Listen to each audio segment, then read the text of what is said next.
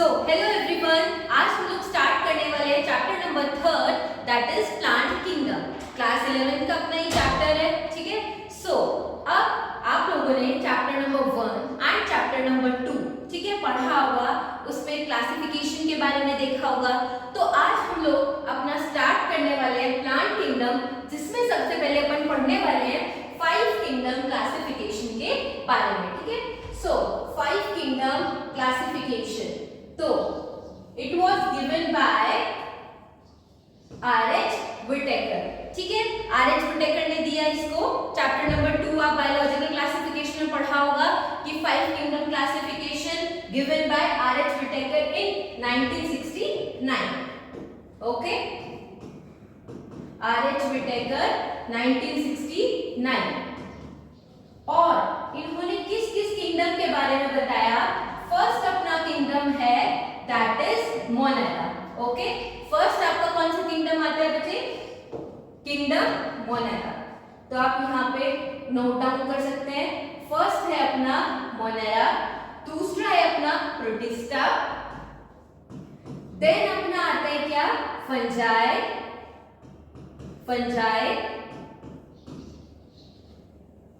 Then है अपना जिसके बारे में आज हम लोग डिस्कशन करने वाले हैं दैट इज प्लांट्स, ठीक है। तो Plantae and at the and अपना क्या है? एनिमेलिया। क्या है? एनिमेलिया, ठीक है। तो अपन ये जो एनिमेलिया वाला है इसको अपने बायोलॉजी में, जूलॉजी में पढ़ेंगे, एनिमल किंगडम में, जो आपका चैप्टर नंबर 4 है ना, उसके अंदर, ठीक है। तो आज हम लोग किसके बारे में डिस्कशन करने वाले हैं? सिर्फ और सिर्फ अपने प्लांट किंगडम के बारे में। अपना कौन सा है ये? 4th किंगडम है। कौन सा है ये? 4th kingdom, okay. और आप लोगों ने चैप्टर नंबर 2 बायोलॉजिकल क्लासिफिकेशन में इन 3 किंगडम के बारे में डिटेल में पढ़ा होगा कि मोनेरा में क्या क्या होता है ना? Blue green algae, cyanobacteria, mycoplasma, है ना। फिर अपन किस पे है? प्रोटिस्टा पे। तो प्रोटिस्टा में क्या क्या पढ़ा? डाइनोफ्लैजिलेट्स, ठीक है, इन सब के बारे में पढ़ा, स्लाइम मोल्ड्स। फिर अपना है फंजाई।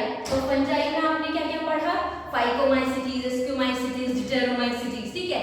लेकिन लास्ट में जाके क्या है? किंगडम प्लांटी और किंगडम एनिमेलिया में अपने को छोटे छोटे पैराग्राफ दिए हुए हैं, ठीक है। अब उनके बारे में डिटेल अपना जो एक्सप्लेनेशन है वो है अपना chapter number 3 that is plant kingdom, ठीक है।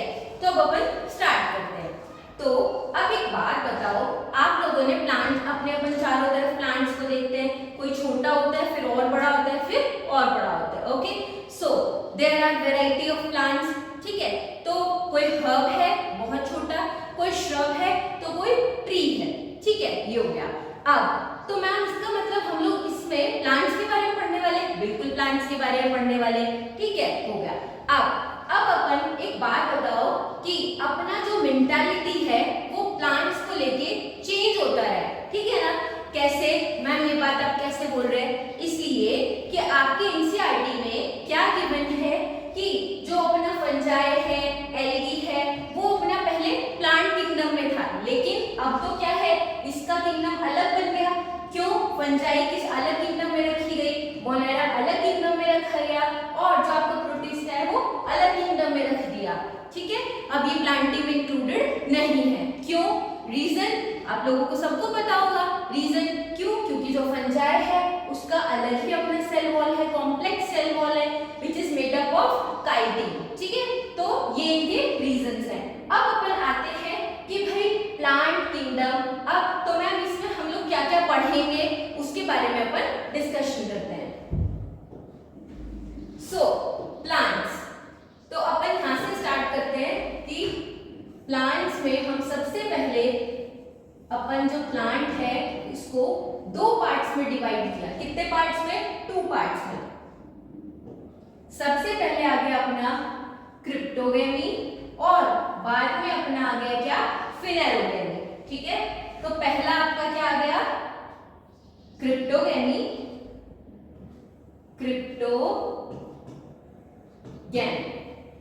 मैम ये इसका मतलब क्या है क्रिप्टोगेमी का? अभी बताते हैं क्या होता है। नेक्स्ट है अपना क्या? फिनेरोगेमी। तो ये जो आपका जो चैप्टर है इसका एक तरीके से आपको ये बताया जा रहा है कि इस चैप्टर में हम ये पढ़ने वाले हैं, ठीक है। अब क्रिप्टोग्राफी का मतलब यहाँ पे क्या है मैम, ये टर्म क्या है? इस टर्म का मतलब है प्लांट्स विदाउट सीड्स, ठीक है, यानी कि ऐसे प्लांट्स जिसमें सीड्स नहीं है, ठीक है, एडवांस फॉर्म में नहीं है या हिडन है ना, तो ये अपने आते हैं क्रिप्टोग्राफी में, प्लांट्स विदाउट सीड्स। ये आ गया अपना क्रिप्टोग्राफी, ठीक है। अब मैम इसका मतलब क्या हुआ कि जो अपना फेनोलोग्राफी, इसका मतलब उसमें सीड्स है, बिल्कुल सही बात, कि प्लांट्स विद सीड्स को हम क्या बोल रहे हैं?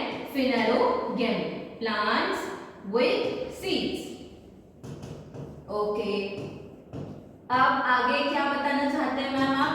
आगे अब अपन इसको आगे और डिटेल में पढ़ते हैं कि अब इसमें आगे क्या क्या है। तो देखो, जो अपना क्रिप्टोग्राफी है इसके अंदर अब अपना आता है पहला एल्गी, कि हम किसके बारे में पढ़ने वाले हैं, ठीक है, algae, then bryophytes and then pteridophytes.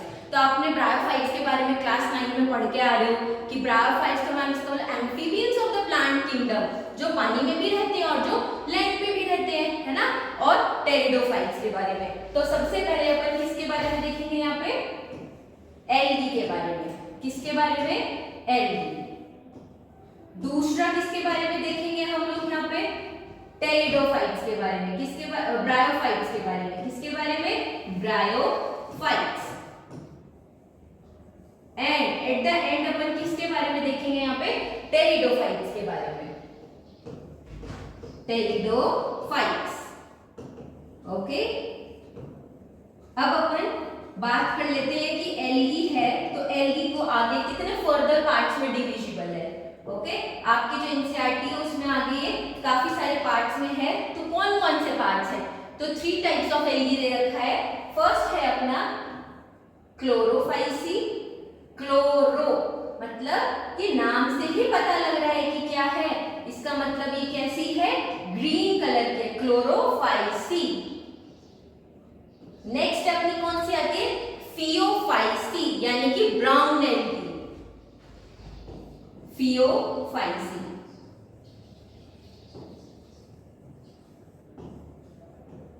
Next है अपनी कौन सी? Rhodophyceae, that is of red colour algae, Rhodophyceae. अभी मैं इसको आगे डिटेल में पढ़ाऊंगी, इसलिए आपको यहाँ पे भी मैं आगे कुछ नहीं लिख रही कि कैसे कैसे कलर किया, जस्ट आपको बता रही हूँ नॉर्मली, ओके। ये हो गया। अब ब्रायोफाइट्स के बारे में मैंने बताया था कि amphibians of the plant kingdom है, और टेरिडोफाइट्स है, इसके अंदर अपने वेस्कुलर टिश्यूज स्टार्ट हो जाता है, यानी कि अभी तक यहाँ पे जाइलम और फ्लोएम नहीं है, यहाँ पे आपका जाइलम फ्लोएम प्लांट्स में स्टार्ट हो जाता है, अपने को देखने को मिलता है, ठीक है। ये हो गया। अब प्लांट्स विद सीड्स, मैम इसका भी बता दो इसमें क्या क्या पढ़ना है। तो इसमें अपन पढ़ने वाले हैं 2 पार्ट्स, कौन कौन से? पहला है अपना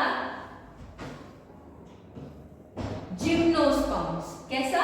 जिम्नोस्पर्म्स, जिसमें सीड्स तो है बट कैसे? नेक्ड सीड्स हैं, ओके। सो जिम्नोस्पर्म्स। और दूसरा हम क्या पढ़ने वाले हैं? एंजियोस्पर्म्स।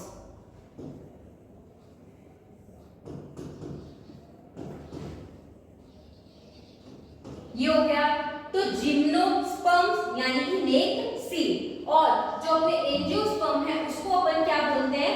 Flowering plant. क्या बोलते हैं अपन? Flowering plant. तो यहाँ पे आप नोट डाउन कर सकते हैं, एंजियोस्पर्म्स को अपन बोलते हैं फ्लावरिंग प्लांट। जो आप जितने भी अपने आसपास में फ्लावर्स को देखते हो, इसका मतलब वो क्या है कि एंजियोस्पर्म्स, यानी कि वो फ्लावर दिख रहे हैं आपको प्लांट में, तो ऑब्वियस सी बात है कैसे प्लांट्स हो गए? Flowering plants, angiosperms, flowering plants, okay. और इस जिम्नोस्पर्म्स के बारे में क्या बताया मैंने? नेक्ड सीड, यानी कि जो इनके सीड्स हैं वो कैसे, यानी कि अपने को नेक देखने को मिलेंगे, नेक सीड्स। ये हो गया। ये हो गया अपना नेक सीड्स। अब इसमें भी आगे क्या है? अपना एंजियोस्पर्म्स में आगे फर्दर डिविजिबल है, कैसे कि इसमें भी अब हमने डाइकॉट्स, यानी कि डाइकॉट्स देखने को मिलेंगे जिसके 2 कोटलेडॉन्स हैं, और दूसरा क्या है अपना मोनोकॉट्स। तो इस चैप्टर का ये क्या है, जस्ट एक ब्रीफ आपको बता दिया कि इस चैप्टर में हम लोग ये पढ़ने वाले हैं कि एल्गी के बारे में, देन ब्रायोफाइट्स के बारे में, देन टेरिडोफाइट्स के बारे में, then gymnosperms and then angiosperms के बारे में।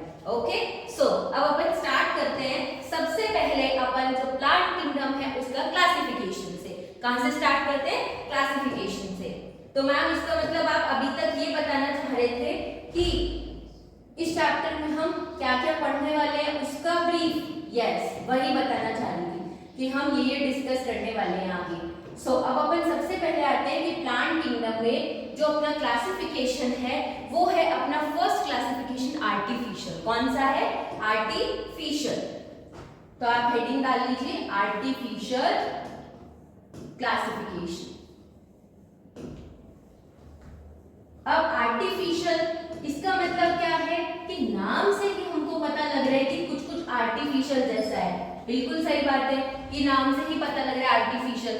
तो ये अपना आर्टिफिशियल क्लासिफिकेशन है। It was given bye Carolus Linnaeus. Ma'am Carolus Linnaeus तो थोड़ा सुना सुना सा नाम लग रहा है। हाँ, तो उसी के बारे में ही मैं बात कर रही हूँ, ये अपने कैरोलस लिनियस। कैरोलस लिनियस, किसी को कुछ याद है कि कैरोलस लिनियस ने अभी तक क्या क्या दिया? लाइक आप थर्ड चैप्टर पे आ गए तो आपको फर्स्ट चैप्टर सेकंड चैप्टर में कुछ आइडिया हो कि कैरोलस लिनियस तो हमने वहां कुछ कुछ पढ़ा था। कोई बात नहीं, मैं बताती हूँ। अपना फर्स्ट चैप्टर में अपन ने क्या पढ़ा था? बाइनोमियल नोमेनक्लेचर के बारे में। किसके बारे में? Binomial nomenclature. तो इस बाइनोमियल नोमेनक्लेचर में मैम क्या है कि आप लोगों को किसी को मैंगो का साइंटिफिक नेम पता है? That is Mangifera indica. क्या है? Mangifera indica. अब ये जो मैंजीफेरा है इसको क्या बोला है उन्होंने? जो अपने कैरोलस लिनियस है उन्होंने क्या बताया कि जो अपना मैंजीफेरा है वो क्या है अपना यहाँ पे? जीनस। क्या है? जीनस। और ये जो अपना इंडिका है इसको हम क्या बोलते हैं? स्पेसिफिक एपिथेटा। ये हो गया आपका बाइनोमियल नोमेनक्लेचर के बारे में। तो ये तो उन्होंने बताया आपका चैप्टर नंबर जो फर्स्ट है उसमें। ठीक है मैम, अब तो आप चैप्टर नंबर 2 के बारे में बता दीजिए कि चैप्टर नंबर 2 में क्या क्या दिया। तो चैप्टर नंबर 2 में इन्होंने क्या बताया कि अपने जितने भी ऑर्गेनिजम्स हैं उसको कितने पार्ट्स में डिवाइड किया? किसी को कुछ याद हो? इनको जितने भी अपने ऑर्गेनिजम्स हैं अपने अर्थ पे उसको 2 पार्ट्स में डिवाइड किया। कैसे कैसे? जिसके पास सेल वॉल है उसको तो किस में कर दिया? प्लांट्स में, और जिसके पास सेल वॉल नहीं है उसको किस में कर दिया? एनिमल्स में। ठीक है, तो इन्होंने क्या दिया चैप्टर नंबर 2 में? 2 किंगडम ऑफ क्लासिफिकेशन। और उसमें उन्होंने क्या बताया? 2 किंगडम क्लासिफिकेशन में उन्होंने क्या बताया कि जितने भी अर्थ पे ऑर्गेनिजम्स हैं जिनके पास सेल वॉल है वो तो प्लांट्स में आ गए, यानी कि सेल वॉल जिसके पास प्रेजेंट है वो किस में आ गए? अपने प्लांट्स में। और जिसके पास सेल वॉल एब्सेंट है या अपने को सेल वॉल देखने को नहीं मिलती वो किस में आ गए? अपने एनिमल्स में। तो सेल वॉल एब्सेंट। आज तक किसी ने देखा है एनिमल्स के अंदर सेल वॉल मिल रही है? नहीं ना। तो बस इन्होंने ऐसे ही 2 पार्ट्स में डिवाइड किया और ये बताया। ठीक है, ये हो गया। अब मैम थर्ड चैप्टर, अब मेन मुद्दे पे आते हैं कि मैम चैप्टर नंबर 3 में क्या दिया? आपने फर्स्ट का तो बता दिया, सेकंड का भी बता दिया, तो अब थर्ड के बारे में अपन जिक्र कर लेते हैं कि थर्ड में क्या बताया है ना। तो देखो अब चैप्टर नंबर 3 में इन्होंने आर्टिफिशियल क्लासिफिकेशन दिया। ठीक है मैम, ये तो आपने पहले ही बता दिया कि आर्टिफिशियल क्लासिफिकेशन दिया, लेकिन इसमें इन्होंने क्या किया? तो इन्होंने मतलब मॉर्फोलॉजिकल कैरेक्टर्स को ऑब्जर्व किया। किसको ऑब्जर्व किया? मॉर्फोलॉजिकल कैरेक्टर्स को। जैसे कि अपने मॉर्फोलॉजिकल कैरेक्टर्स कौन कौन से हो गए कि प्लांट का शेप क्या है, ठीक है, कलर क्या है, हैबिटेट क्या है, इसके बारे में। और साथ में क्या किया इन्होंने? वेजिटेटिव कैरेक्टर्स को ऑब्जर्व किया, जैसे कि अपने हो गया स्टैम हो गया, लीफ हो गया, रूट हो गया। और सेक्सुअल कैरेक्टरिस्टिक्स जिसमें इन्होंने एंड्रोशियम को ऑब्जर्व किया। तो ये किया इन्होंने आर्टिफिशियल क्लासिफिकेशन सिस्टम में, ठीक है, ये हो गया। अब ये आपको बताई थी कि कैरोलस लिनियस ने दिया था, लेकिन इनका सबसे बड़ा यानी कि आगे क्लासिफिकेशन क्यों नहीं चल पाया, जस्ट रीजन बिहाइंड कि इन्होंने क्या बोला, आपके एनसीईआरटी में लाइन गिवन है कि वेजिटेटिव कैरेक्टर्स को और जो अपने सेक्सुअल कैरेक्टर्स है उनको इक्वल इंपॉर्टेंस दे दिया। वेजिटेटिव कैरेक्टर्स अपने कौन से हो गए, वेजिटेटिव कैरेक्टर्स, अभी बताया था आपको क्या होते हैं वेजिटेटिव कैरेक्टर्स, जैसे कि अपना रूट, स्टेम, लीफ, ये आपके क्या हो गए, वेजिटेटिव कैरेक्टर्स हो गए, ठीक है। और जो सेक्सुअल कैरेक्टर्स है इन्होंने क्या ऑब्जर्व किया, सेक्सुअल कैरेक्टर्स में एंड्रोइशियम को, किसको, एंड्रोइशियम को। सेक्सुअल कैरेक्टर्स उसमें आ गया अपना एंड्रोइशियम।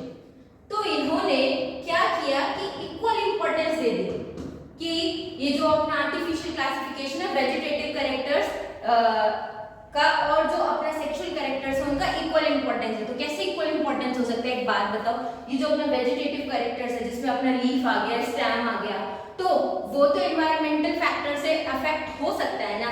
मैम नहीं समझ में आया, कोई नहीं, देखो जैसे कि अपन एक प्लांट कंसीडर कर लेते हैं, किसको कंसीडर कर रहे हैं अपन, एक प्लांट को, ठीक है, इससे समझ में आएगा।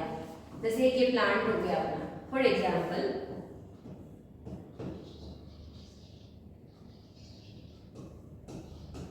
अब इस प्लांट से हमने एक फ्रूट लिया, कोई भी फ्रूट ले लो, अब उस फ्रूट से हमने दो सीड्स लिए, ये एक सीड हो गया, ये दूसरा सीड हो गया, ठीक है।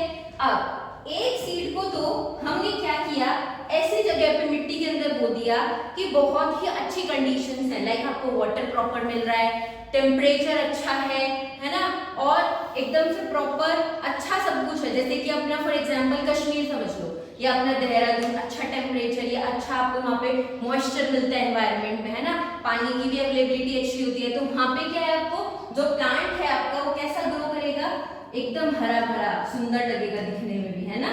तो ये हो गया अपना कि अपन ने एक सीड को ऐसी जगह पे बोया जहां पे पानी की कमी नहीं थी, लेकिन उसी के अपोजिट अपन ने क्या किया कि एक सीड को हमने ऐसी जगह पे बो दिया जहां पे बिल्कुल पानी की कमी है, जैसे अपने राजस्थान, ठीक है। तो अब उसमें क्या कंडीशन देखने को मिली, जो अपना प्लांट है वो कैसा होगा, एकदम सूखा, है ना, देखने को मिलता है ना, ऐसे ब्राउन ब्राउन सी लीफ हो जाती है। तो ऐसा क्यों हुआ, ऐसा इसलिए हुआ क्योंकि जो अपने वेजिटेटिव कैरेक्टर्स है वो अफेक्ट हुए, किस किस से, क्या पता लगा कि इसका मतलब जो अपने वेजिटेटिव कैरेक्टर्स है वो अफेक्ट होते हैं अपने एनवायरमेंटल फैक्टर से भी, कि टेम्परेचर कैसा है, वाटर कैसा है, इन सब से क्या है ये अफेक्टेड होते हैं। लेकिन जो अपना एंड्रोइशियम है क्या वो अफेक्टेड होगा, यानी कि अगर गर्मी वाले एरिया में है तो क्या एंड्रोइशियम कैरेक्टर्स कम ज्यादा होंगे, या अगर ठंडे एरिया में चले गए तो कम ज्यादा होंगे, नहीं होंगे। तो इसलिए जो क्लासिफिकेशन है ये आगे इतना नहीं चल पाया। फिर आया अपना नेचुरल क्लासिफिकेशन जो अपन नेक्स्ट क्लास में देखेंगे, लेकिन इसमें अपने को याद रखना है कि जो नेचुरल क्लासिफिकेशन है वो अपना किसने दिया था, ये एक नाम आप यहाँ पे मैं आपको बता के जा रही हूँ, है ना, ये अपने PYQ में आया हुआ है कि natural classification system given by, तो आपको याद रखना है George Bentham and Joseph Dalton Hooker. क्या है, बेंथम, आप ऐसे याद रख सकते हो, बेंथम एंड हुकर, ओके, ये अपने PYQ में आया हुआ है, तो इसलिए थोड़ा सा इसको दिमाग में रखना, ठीक है। और अब अपन आर्टिफिशियल के बारे में पढ़ लेंगे, इसका मतलब नेचुरल के बारे में भी है आगे कुछ, तो अपन नेक्स्ट क्लास में natural, then phylogenetic, then numerotaxonomy, cytotaxonomy और कीमोटैक्सोनॉमी इसके बारे में डिस्कशन करते हैं। So thank you.